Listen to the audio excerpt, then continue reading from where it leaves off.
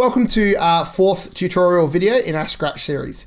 In this video, we're going to be looking at controls and sensing and a better way to move your character around. So the first thing we're going to do is delete that up there and call this tutorial 4 controls and sensing.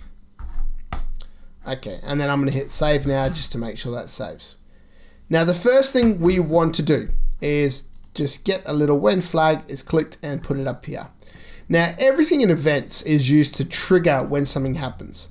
Everything in control is a way of controlling how our inputs work, how they operate. And we want our character to move around. So we're going to need to use one of these, or actually multiple of these, but just one for now.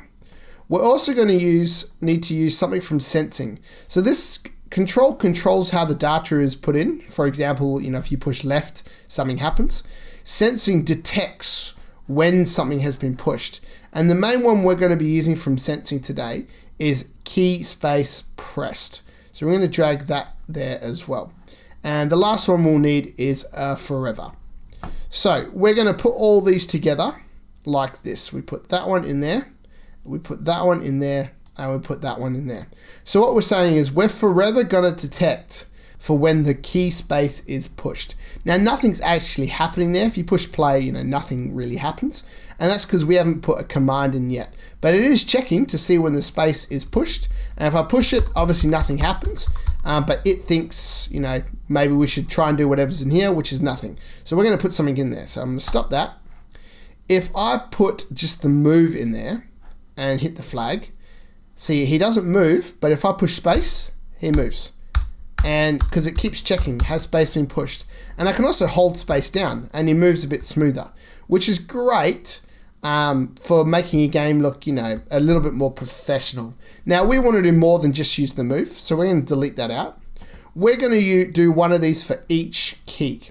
So I'm going to click that first and maybe go up arrow. Now we're going to need to do one for down arrow, left arrow, and right arrow. Now a pretty cool way of doing it, I'm going to bring that down here. I can right click it and go duplicate.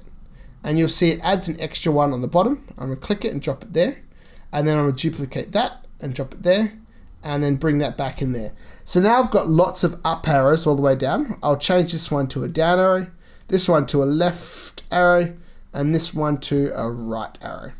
And within there I can add in some motion. So just like we learned in our first video, we can go change X by for the left and right, and we can go change Y by for the up and down. And for down we need a negative, so click there and there. And for left we need a negative, and negative there. Now when I start this, it's already going, when I start this, the yellow comes around it, but now the character should move around a lot smoother, and I can also go in a diagonal direction, where before it wouldn't let me do that, it'd be one or the other. So this is a great way to move a character around. You can also do things like a reset button, which I'm going to give myself a little bit of space here.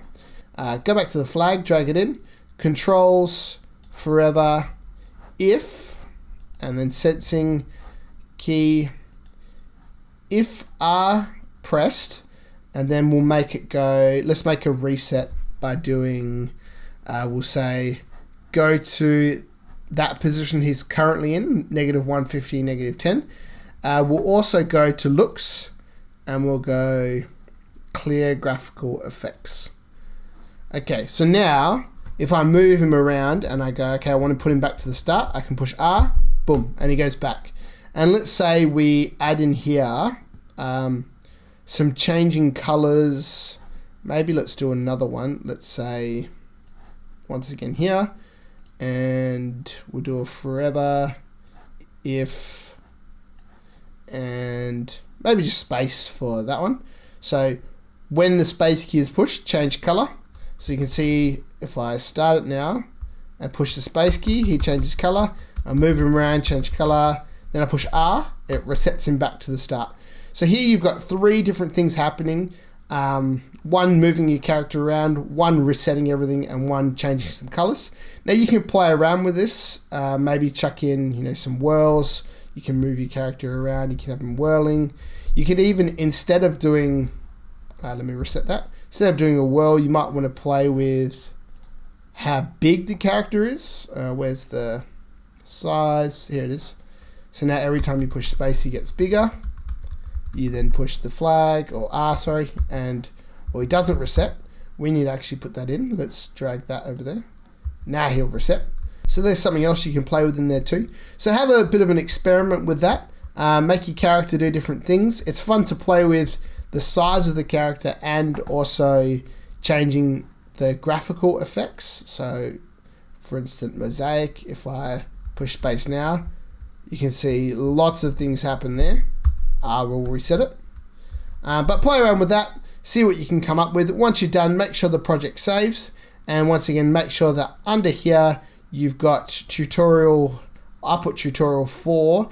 It actually should be tutorial 3. So let me click on that and go tutorial 3. There we go. And that should save. If I go back to here. Cool, tutorial 3. So that's tutorial 3. I hope you learned something. I'll see you on the next one.